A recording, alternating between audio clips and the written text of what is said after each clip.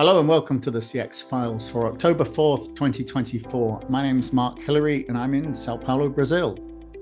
And I'm Peter Ryan, usually in Montreal, but today I am in Tokyo, where I'm finishing off my Asian tour, my Asian CX tour as it stands, and have had just a wonderful time visiting the Philippines, being in Japan, having some amazing meetings with some incredible stakeholders. Well, I can see a sunny Tokyo sky behind you there in your hotel. Looks fantastic. And I've been following your stuff, your updates on LinkedIn. It sounds like a great trip around Asia. We are going to have a sort of a debriefing in the pod next week on that. This week, we're actually going to talk about some interesting activity within the industry itself.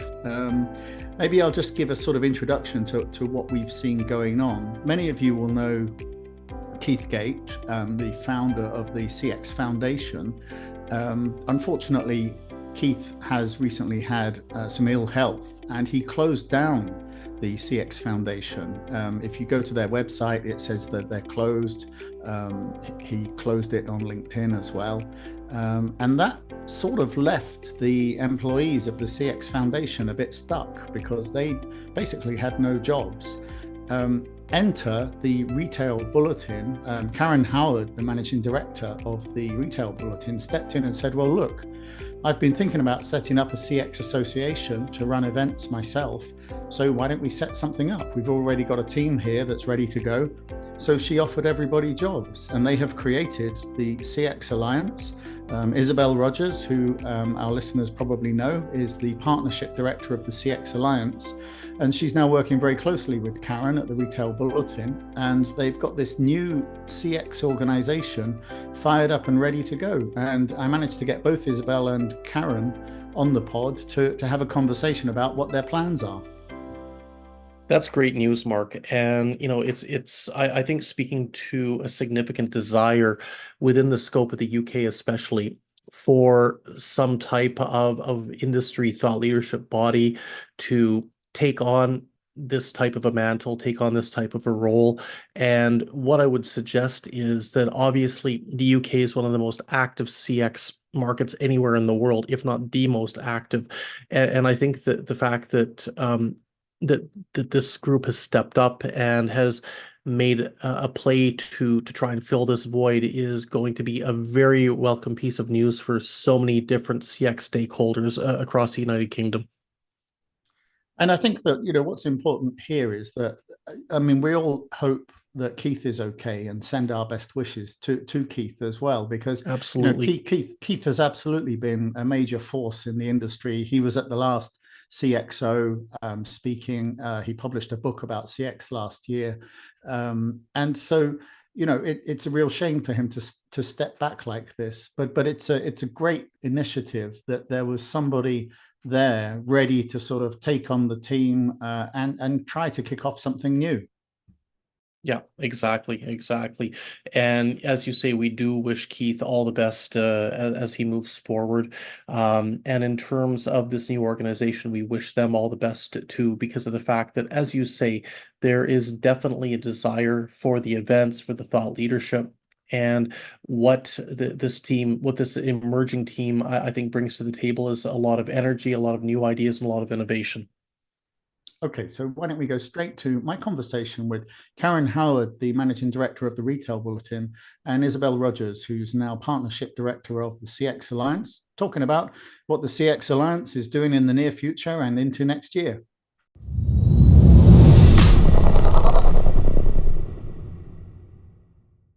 Okay, great. So we have Isobel Rogers and Karen Howard. Karen runs the Retail Bulletin, and Isobel is actually now becoming the partnership director for the CX Alliance, which is a new organization just announced on the 19th of September. Could you maybe introduce the organization? Tell the listeners about, how are you structured, what are the goals, and what are you doing? Thanks, Mark. And can I just start by saying thank you very much for your invite to this podcast. Very timely, and thank you for that. A natural fit really for us in the CX space to align ourselves with the Retail Bulletin that's been going 20 odd years now. So loads of experience with many retailers, travel and hospitality clients within their community. So it just seemed like a good fit for those of us who found ourselves out of work at the beginning of September or mid-September. So Karen and I talked it over. It was a natural fit for her. This was something that she wanted to do. So we were able to forge this alliance. So yeah, very exciting. And to answer your question about the goals, well, we're going to start with a bang. We're going to honour some of the activity that was agreed under the foundation. So we've got 3 events now in October, November and December. And then we come back in 2025 with lots of exciting and fresh ideas around what we're going to hold in terms of roundtables and conferences. And we've been talking to a lot of BPOs about, their desires, their values for the next year and what they want to get out of this kind of partnership. So we've really listened, and we're going to deliver on those activities. So yeah, really, really exciting. Okay, cool. Well, and Karen, then maybe it's worth just making clear then, because Isobel and the team transitioned from the CX Foundation, which was recently closed due to the ill health of the founder. Now you've taken on, I think all of the team, or at least most of the team, and all of the team. So you're now building the CX, but this is not a spin-off or anything, is it? This is like a completely new venture. This is completely new. I mean, as it happens, some of the best ideas are formed at an emergency situation. So, we didn't plan to do this, and I certainly, feel so sorry for Keith and his health issues, and it's a shame that he had to close it suddenly. But the reality is, we have a business that is built on the peripherals of what the foundation was doing. We're very strong in CX because that is the hub of all retail, isn't it? I mean, to get the customer journey and the customer experience right. So we've been focusing on that, and we've been working with BPOs for some number of years. And that's strong in travel, hospitality, and restaurant, you name it. We've been strong in that space.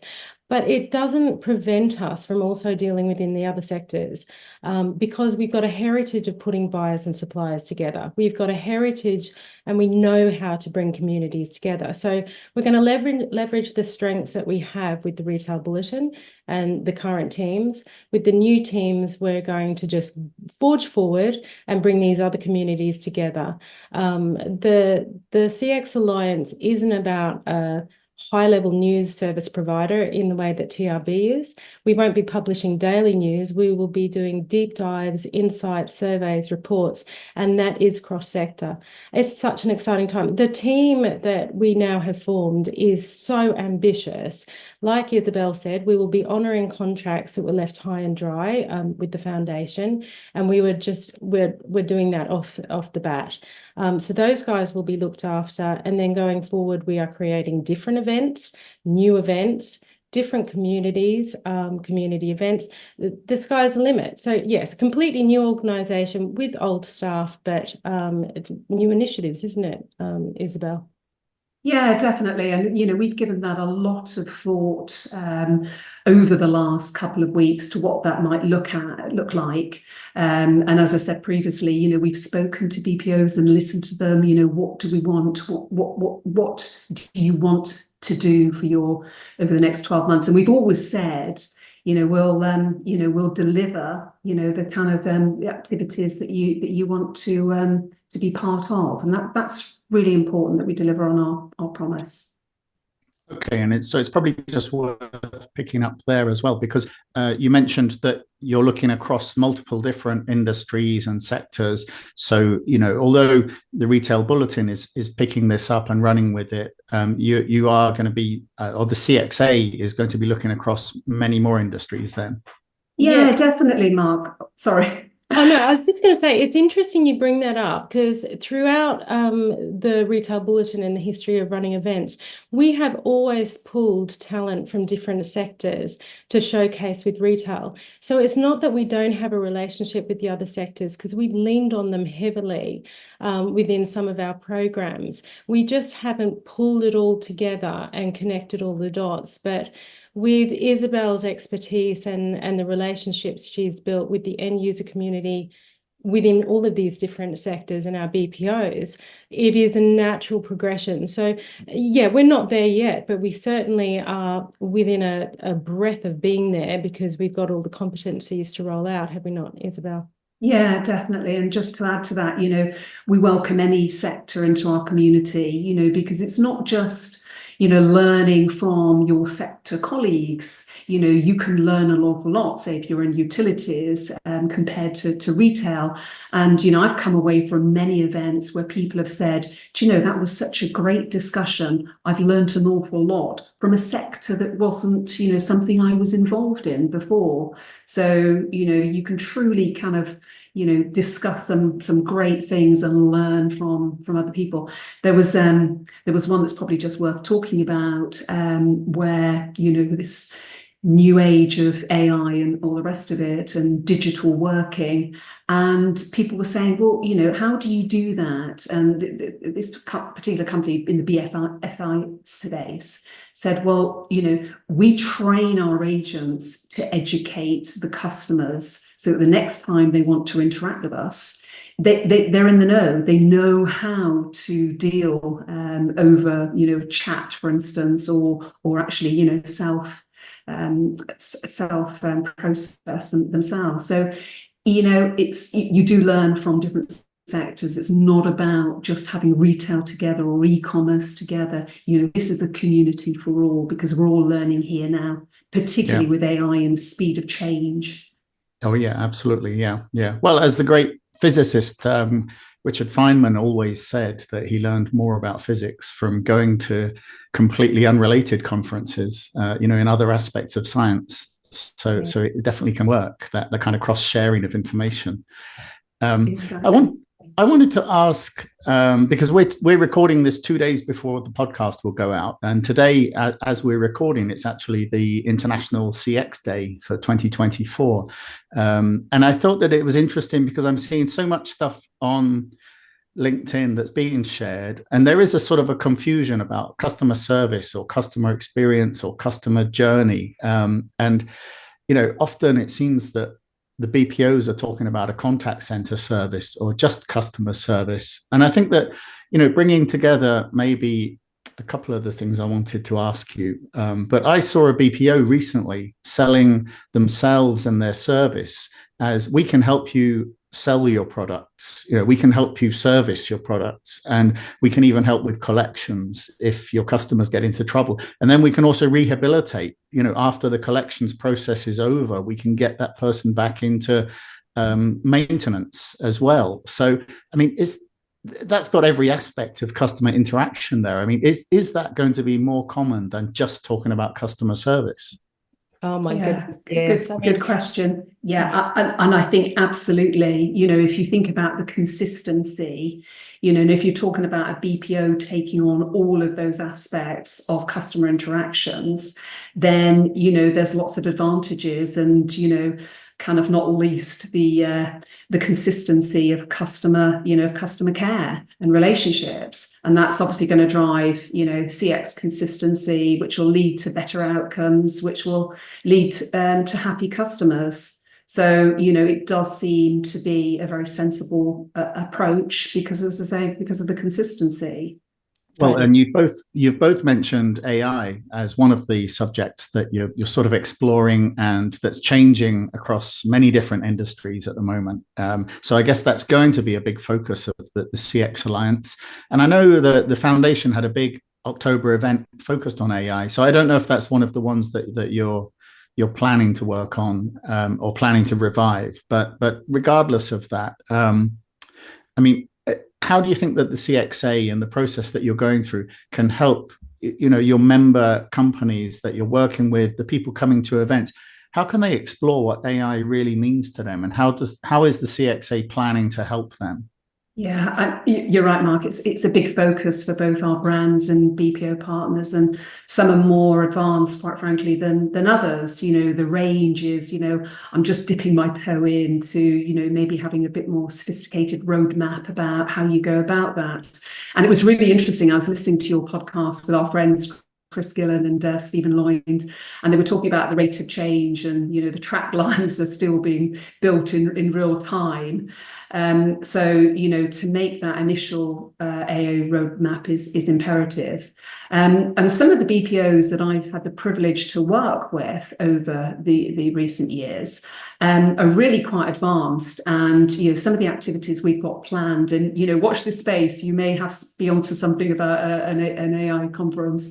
They have the ability to be able to showcase some of those applications that they do for their clients, and they're really strong kind of messages. So I think the sharp BPOs out there, and there are a lot of them that are already way on the road to having a good AI roadmap for their clients and apply it to the activity they do. So that's what we intend to do. It will be a big subject again, and as Chris said, you implement something and then it's change again. So it's this ever evolving thing that everybody, all the brands, will need to have a focus on, for sure. It's amazing what we've seen over the last couple of years. It cuts through every department, every aspect of the business. I think key to the alliance is bringing as many different stakeholders together to have these discussions, and information shared and discussed empowers the whole sector, doesn't it? And I think with some of the events that we've got planned, we are leveraging some of the research that we've done in the Retail Bulletin events, and we will be using that as a basis for some of the programs. But I think for CXA, it's bringing all those stakeholders together, like Isobel says, mapping out the journeys in different size organisations and discussing what the impacts and the consequences are and the benefits. There's still so much white noise around AI, I say in inverted commas. So it's getting rid of some of that white noise in discussions, constantly bringing the right people together. Yeah, absolutely. And I think like Stephen Loyne's book on this subject kind of covered it in a historical sense as well, because we're kind of looking at it as a discovery now, and we don't really know how it's going to change our business. But it's a bit like when electricity was introduced and we thought, well, what can we do with this beyond just lighting our houses? Or when they proved that the earth wasn't flat, but what does it actually mean that you can sail around the earth? So we're kind of just at that stage where we can see that it's going to be useful, but we can't really see the game changer yet. No, certainly within retail, there are certain game changers like inventory management. We've seen a radical engagement in that space, which is transforming a lot of e-commerce sites. So we'll take the bits and pieces of what we know are taking shape and benefiting companies, but it's ever evolving, isn't there? But it's scary as well, because I think a lot of businesses get a little bit intimidated and overwhelmed, but just one step at a time, I think, is what we'll be doing. We'll be taking the journey one step at a time ourselves. Yeah.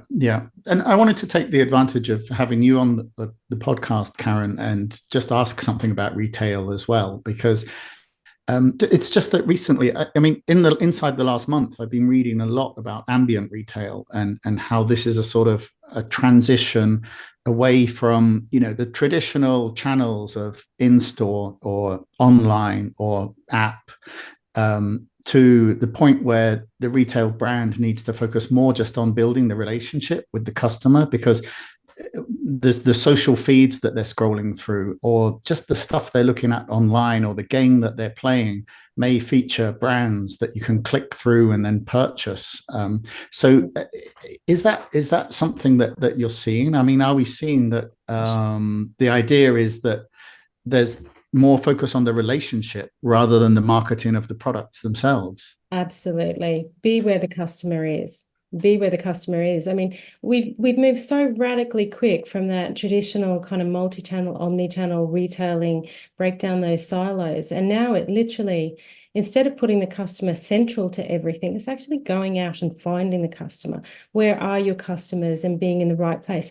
We've seen that with the proliferation of marketplaces. Put your brand everywhere your customer is, and grab their attention and love them to death, and give them a service and an experience that keeps them coming back. It's so competitive. It's just unbelievably competitive. But we know with our own shopping behaviors, don't you? We don't go the traditional methods anymore of purchasing goods and services. That's just retail. But like you say, we are cross-sector now. We are looking at the customer service and delighting and wowing customers across all sectors.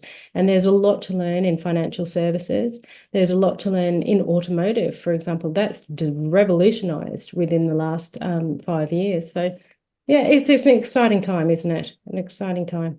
Yeah, absolutely. Well, I mean, let's just round things out by looking to next year then, because it's already Q4, unbelievably. I don't know where this year has gone to, but what plans do you have for the CXA as we close out this year, and then sort of look towards what you're planning for 2025 then? Yeah, and I think just building on what I said earlier, Mark, so we've got 3 events that are CXA led that will happen this year. So, we mean business. And then 2025 will start with a fresh look after those discussions that I've had, with lots of different activities, lots of new stuff coming out, and delivering some great events that the BPOs are going to want to hold with us. So yeah, really exciting, huge plans. Karen herself with the TRB has at least 10 events during next year. We're going to be adding to that. So lots for everybody to get involved in, lots for people to learn, lots of AI stuff as well, and all wanting to raise the bar in the CX world. I mean, we all know that the UK ICS, Joe Colson's satisfaction index is running at 75.8, I think it is. I hope I've got that right, but I know it was 0.8 down on last year. So we have to do something to enforce, some change. And, we hope we can be part of that. Yeah. We just, Isobel's been a bit shy, but we've got 10 events already that we've scheduled. There is a focus on AI. There is a big event that we're planning for 2025, which is typical of any organisation like this. Any membership organisation will have a number of bigger and more significant events. They're in the schedule. We are just sorting out the logistics for that, but Isobel will publish that very shortly. Look, we're 2 weeks old on this alliance. Yeah. We've moved at such a breakneck speed. So what you'll see in the next coming probably month will answer every single question you had around the events, the content, the different communities coming together, how we're going to leverage what we've got here at TRB also. Every day there is a positive change around this alliance, and we're really excited to be part of it. Well, it's great news to hear that the new alliance has been launched, and I'll make sure that I put the LinkedIn page and the web page and the TRB information all in the show notes. So hopefully you can pick up some extra followers, and people will know exactly where to find out what's going on then. That's great, Mark. Thank you very, very much.